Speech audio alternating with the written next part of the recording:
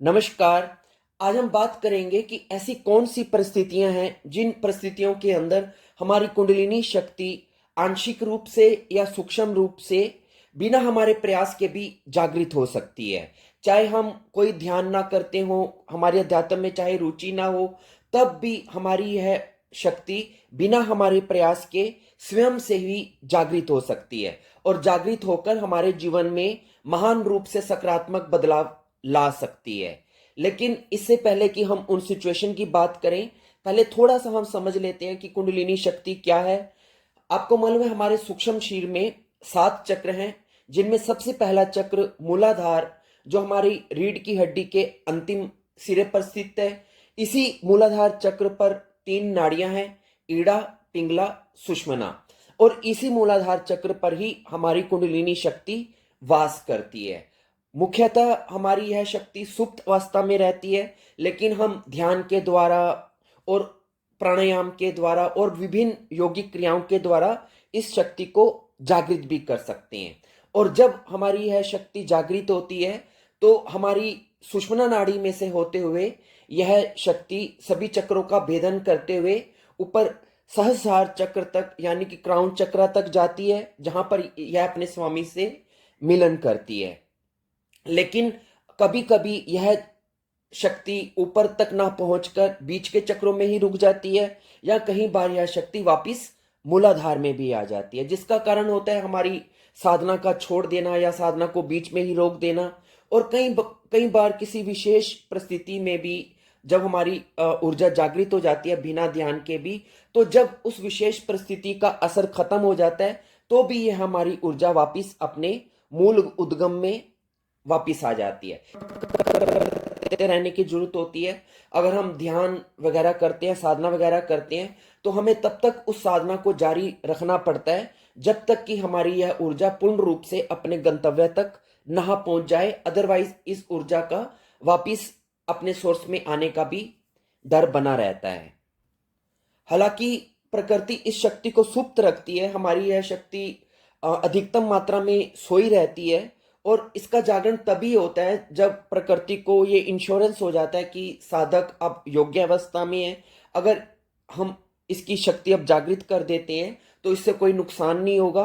तो हमारी ये शक्ति का तभी जागरण होता है जब हमारे अंदर योग्यता विकसित हो जाती है।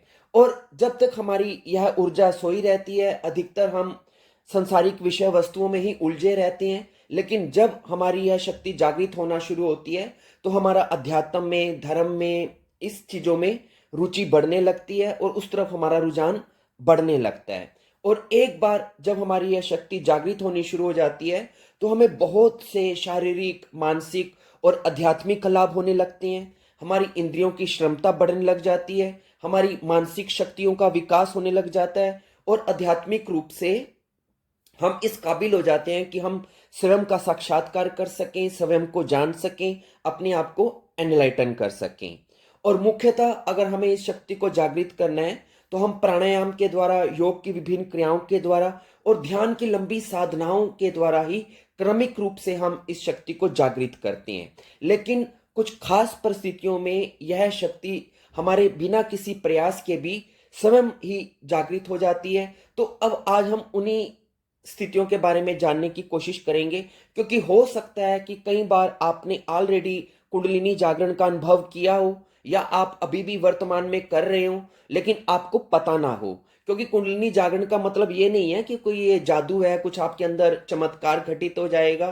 कुंडलिनी का मतलब इतना ही है कि ये हमारी बायोफिजिकल एनर्जी है, हमारी बॉडी की ही एनर्जी है, लेकिन हम इसे अब अभी अपने अनुसार नियोजित नहीं कर पाते हैं और इसकी क्षमता बहुत सीमित है। लेकिन जब हमारी कुंडलिनी एनर्जी जागृत होना शुरू होती है तो इसकी जो क्षमता है वो बहुत ज्यादा बढ़ जाती है, सीमित से असीमित हो जाती है। खैर, अब हम बात करते हैं कि ऐसी कौन सी परिस्थितियां हैं जिसमें हमारी कुंडलिनी शक्ति बिना हमारे प्रयास के भी जागृत हो जाती है। पहली बात, अगर आपके अंदर भक्ति भाव है, आप भक्ति योग में जुड़े हुए हैं और आप अक्सर नृत्य करते हैं भजनों के ऊपर या भजन का गायन करते हैं, कीर्तन वगैरह करते हैं, तो क्या होता है जब आप नृत्य, भजन और कीर्तन करते हैं और इसकी मस्ती में खो जाते हैं तो उस दौरान आप इतने कई बार एकाग्र हो जाते हैं कि आप ट्रांस में चले जाते हैं।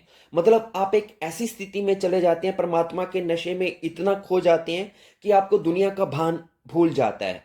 और परमात्मा की मस्ती में खोने के कारण, एक गहरी एकाग्रता में चले जाने के कारण ही, आपके ट्रांस में जाने के कारण ही आपकी कुंडलिनी शक्ति उस समय जागृत होना शुरू कर देती है। हालांकि आप प्रयास नहीं करते, आप सोच भी नहीं रहे होते कि कुंडलिनी शक्ति क्या है, आप हो सकता है आपको मालूम भी ना हो, लेकिन आप सिचुएशन ऐसी क्रिएट कर रहे हैं आप, जिसके कारण से आपके अंदर ये ऊर्जा उठनी शुरू हो जाती है। उदाहरण के लिए रामकृष्ण परमहंस के बारे में आपने सुना होगा। वो माँ काली के अनन्य भगत थे, उनकी भक्ति में बहुत खोए रहते थे और बहुत ही प्रेम और समर्पण उनका माँ काली के लिए उनके अंदर था।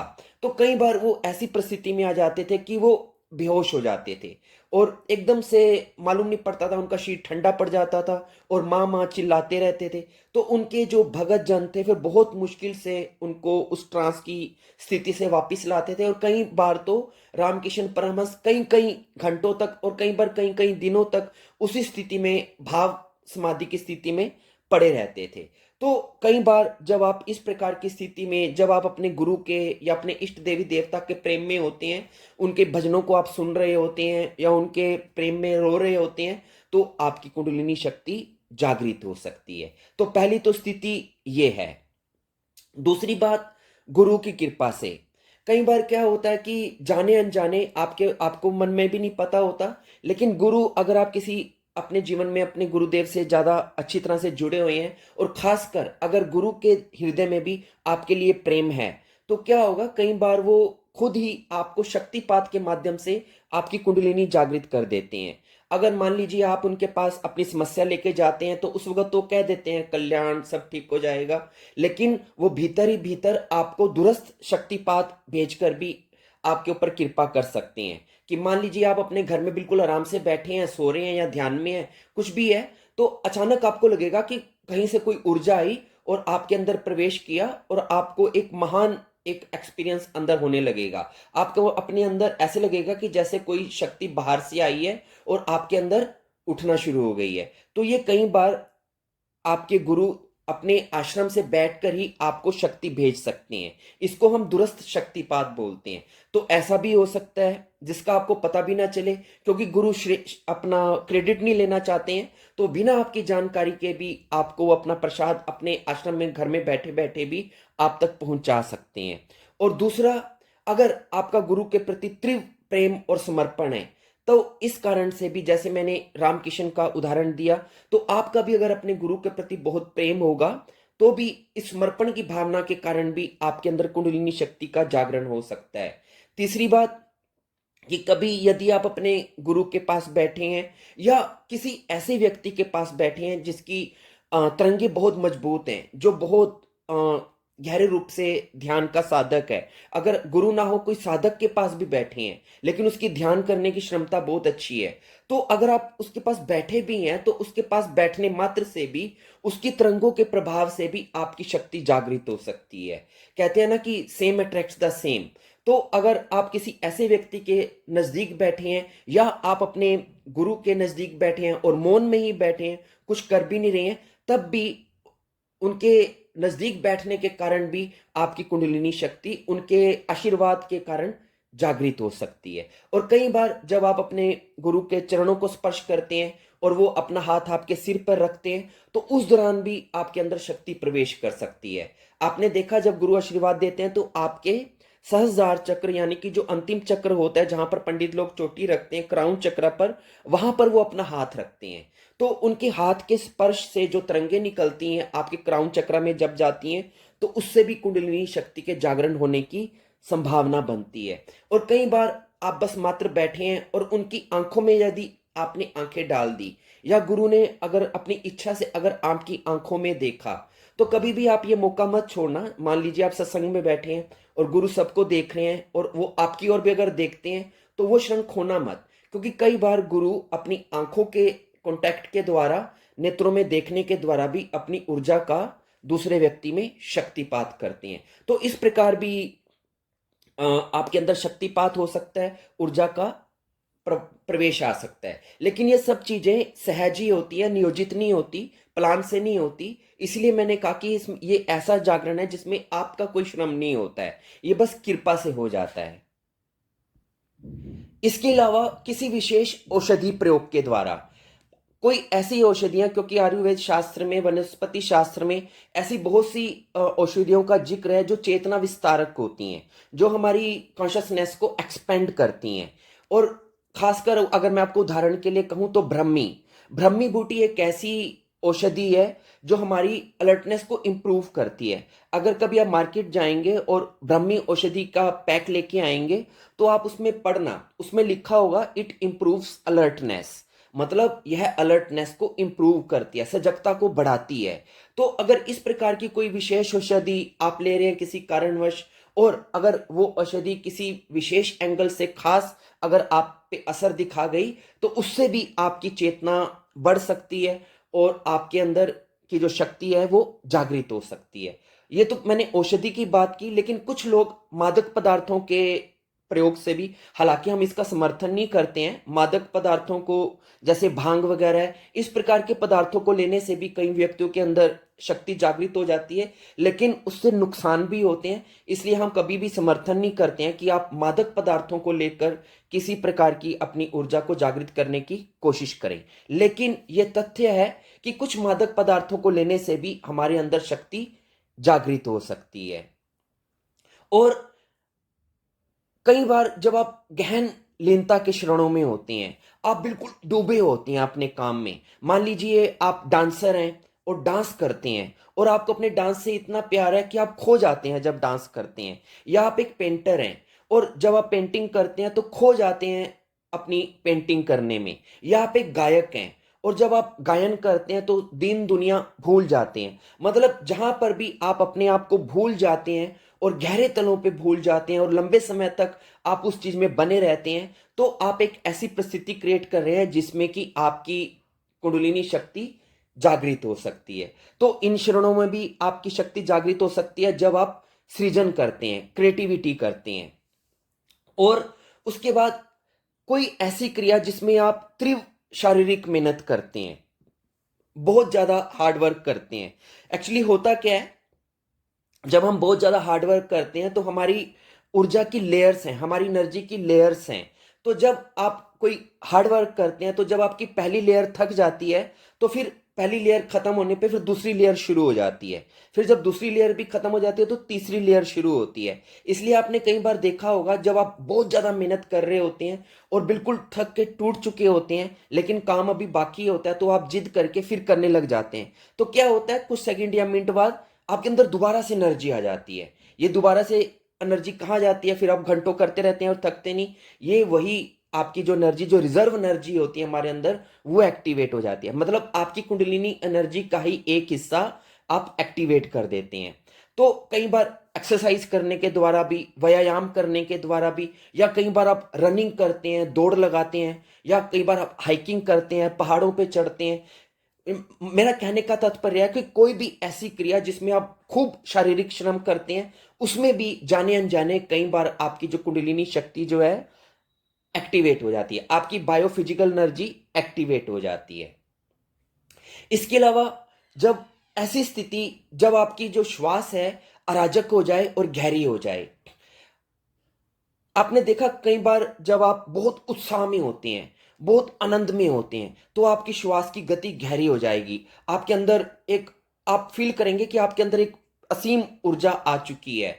या कई बार जब आप डर में होते हैं तब भी ऐसा होता है, आपकी श्वास तेज चलने लग जाती है। या आप जब क्रोध में होते हैं तब भी आपके अंदर श्वास तेज चलने लग जाती है। और आपने देखा इन सभी स्थितियों के अंदर एक एक्स्ट्रा एनर्जी आपके अंदर आती है। जब आप बहुत ज्यादा उत्साह में होते हैं या क्रोध में, आपने देखा कितनी एनर्जी आ जाती है, आप किसी का अहित तक कर डालते हैं, आप भारी से भारी चीज भी उठा लेते हैं जब आप क्रोध में। तो ये ऊर्जा कहां से आ रही है, ये आपकी कुंडलिनी की ऊर्जा होती है जो जाने अनजाने आप एक्टिवेट कर देते हैं। या कोई भी ऐसी सिचुएशन जिसमें आपकी बॉडी वाइब्रेट करने लग जाए, आपकी बॉडी कंपन करने लग जाए, क्योंकि हमारा जो सूक्ष्म शरीर है जिसमें कुंडलिनी शक्ति वास करती है, वो कंपन से बना हुआ शरीर है, तरंगों से बना हुआ शरीर है, प्राण ऊर्जा से बना हुआ शरीर है। तो जब आप बहुत ज्यादा उत्साह में आते हैं तो आप अपनी फिजिकल बॉडी को क्रॉस करके अपनी सटल बॉडी में एंटर कर जाते हैं, जिससे कि आपकी जो रिजर्व एनर्जी है वो एक्टिवेट होने लगती है। तो कई बार वो एक्टिवेशन इतना बड़ा हो जाता है, इतना गहरा हो जाता है कि आपकी कुंडलिनी शक्ति भी उससे जागृत हो सकती है।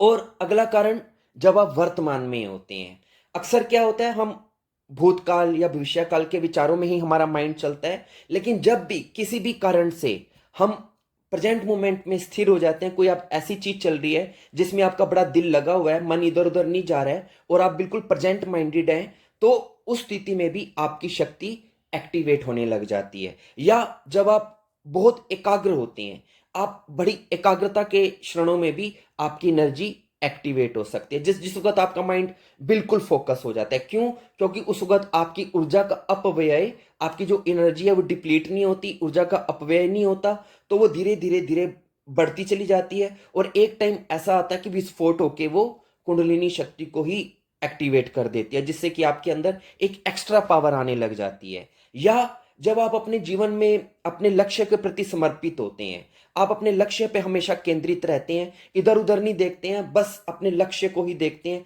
और हर काम अपने लक्ष्य को पाने के लिए लगे होते हैं।